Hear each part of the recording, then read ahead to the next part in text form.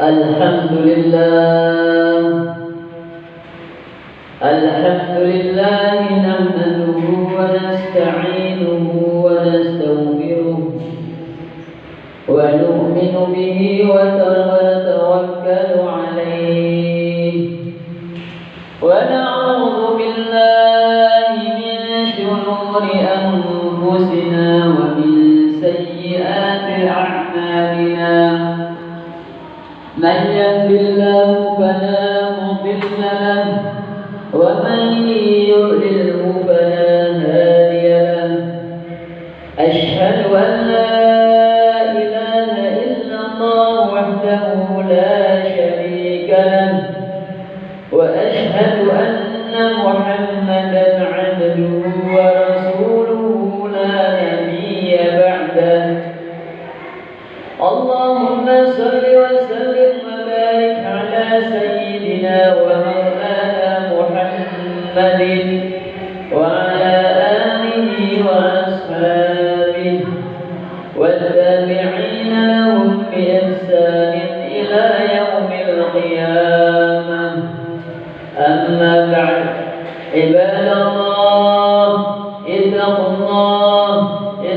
الله حق تقاته ولا تموتن إلا وأنتم مسلمون واعلموا أن الله قال في كتابه الكريم أعوذ بالله من الشيطان الرجيم بسم الله الرحمن الرحيم قل إن كنتم تحبون الله فاتبعوني يحببكم الله ويغفر لكم ذنوبكم الله غفور رحيم وقال رسول الله صلى الله عليه وسلم من أحيا سنتي فقد أحبني ومن أحبني كان معي في الجنة. Hadirin jamaah salat Jumat yang dimuliakan oleh Allah Subhanahu wa taala.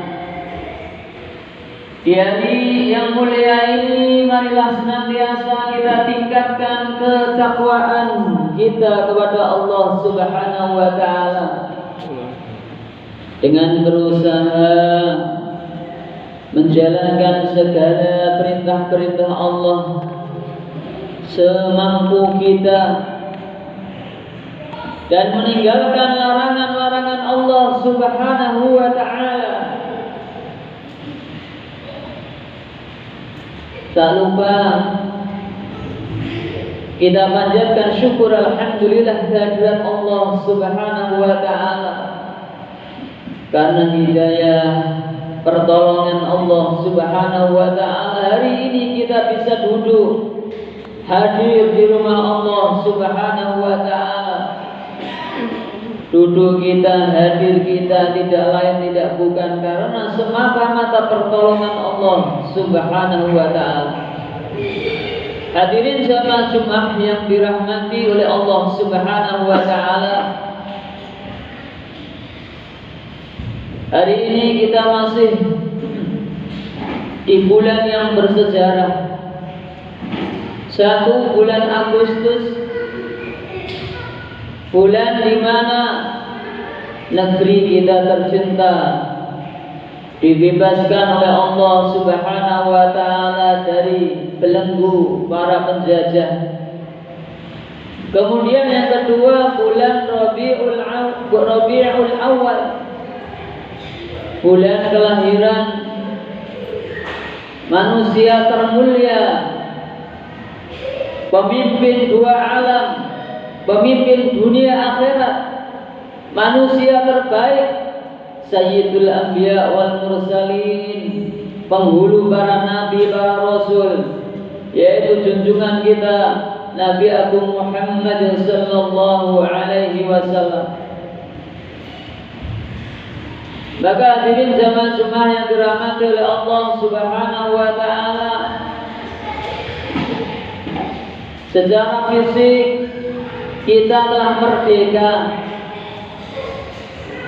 kita telah lepas dari belenggu para penjajah. Akan tetapi nyatanya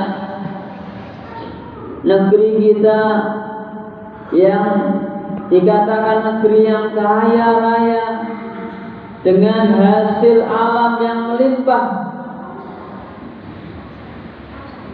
nyatanya dinikmati hanya oleh segelintir orang. Masih banyak saudara-saudara kita yang hidup di bawah garis kemiskinan. Banyak saudara-saudara kita yang masih berjuang hanya untuk mendapatkan sesuap nasi, masih berjuang untuk mendapatkan pendidikan yang layak, masih berjuang untuk mendapatkan fasilitas kesehatan yang layak. Artinya tidak cukup hanya kita merdeka secara fisik lepas dari penjajah, ternyata masih banyak hal yang harus kita perjuangkan. Masih banyak hal yang harus kita perjuangkan. Hadirin jamaah yang dirahmati oleh Allah Subhanahu wa taala, Rasulullah sallallahu alaihi wasallam hadir sebagai seorang pemimpin yang terbaik. Para sahabat-sahabat beliau, penerus beliau merupakan sosok-sosok yang mulia, yang terbaik, pejabat-pejabat yang terbaik. Maka Rasulullah sallallahu alaihi wasallam diutus ke dunia bukan hanya membawa tulisan, bukan hanya menyampaikan, bukan hanya mengajarkan teori-teori, akan tetapi Rasulullah sallallahu alaihi wasallam memberikan contoh yang terbaik. Laqad kana lakum fi Rasulillahi uswatun hasanah. Sungguh telah ada dalam diri Rasulullah sallallahu alaihi wasallam suri tauladan yang baik untukmu. Pemimpin dua alam. Suatu hari ketika perang Khandaq, ketika menggali parit, ada satu batu yang besar tidak bisa dihancurkan oleh para sahabat. Hanya Rasulullah datang memukul batu itu sampai hancur. Beliau mengatakan, Allahu Akbar, saya melihat kerajaan Persia telah terbuka, akan dikuasai oleh umat muslim. Kerajaan Romawi akan dikuasai oleh umat Islam. Dan saat itu para sahabat melihat di perut Rasulullah sallallahu alaihi wasallam terlilit tali yang diganjal dengan 3 batu. Dikarenakan Rasulullah sallallahu alaihi wasallam 3 hari belum ada sesuatu pun yang masuk ke perut beliau. Hadirin jamaah yang dirahmati oleh Allah Subhanahu wa taala, demikian generasi penerus beliau, sahabat Sayyidina Abu Bakar radhiyallahu taala anhu. Ketika beliau diangkat menjadi khalifah, pagi-pagi beliau hendak pergi ke pasar. Maka dicegat oleh Sayyidina Umar, "Wahai Abu Bakar, kamu hendak kemana?" "Saya hendak ke pasar untuk berjualan kain, untuk menghidupi keluarga saya." Maka Sayyidina Umar mengatakan, "Jika kamu berdagang, siapa yang akan mengurus urusan umat Islam? Engkau sekarang adalah khalifah." Kata Abu Bakar, "Kalau saya tidak bekerja, keluarga saya bagaimana?" Maka Sayyidina Umar radhiyallahu anhu mengajak Sayyidina Abu Bakar untuk menemui sahabat Abu Ubaidah bin Jarrah, pemegang Baitul Mal, bendahara negara. Kemudian setelah dirapatkan, dimusyawarahkan, Sayyidina Abu Bakar digaji seperti gaji pegawai biasa, tidak lebih.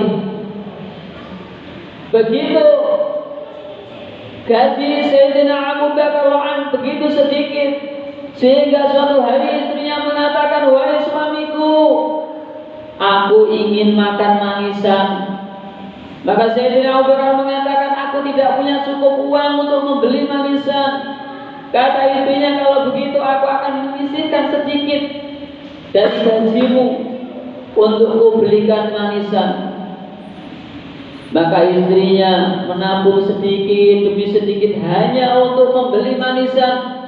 Setelah terkumpul uang tadi, diaturkan kepada suaminya Sayyidina Abu Bakar, "Wahai suamiku, aku telah mengumpulkan sedikit uang untuk membeli manisan." Apa kata Sayyidina Abu Bakar?